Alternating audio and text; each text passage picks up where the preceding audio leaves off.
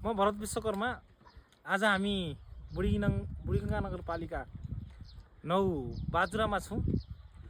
यो स्थान भनेको बारमतोला बुढीगङ्गा 9 मा पर्दछ र यहाँ विभिन्न किसिमका रमणीय तथा भ्रमणीय स्थलहरू रहेका छन् र त्यसै भिडियोहरू हामी तपाईहरुलाई चाहिँ प्रस्तुत गर्न गइरहेका छौँ।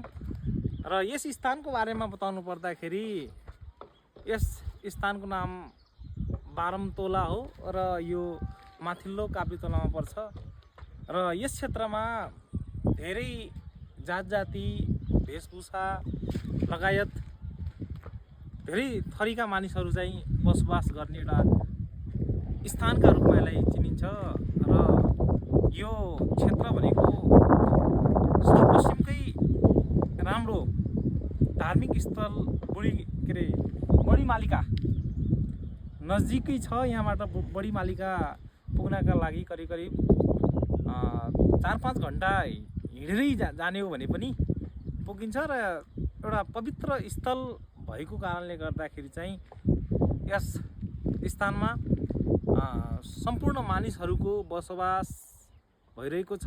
दैविक स्थलहरू पनि छन् र धेरै पर्यटकहरू पनि यो स्थानमा चाहिँ घुम्न रमाइलो गर्ने उद्देश्यले चाहिँ आवत जावत गर्ने गर्दछन्। हस्, धन्यवाद, नमस्कार।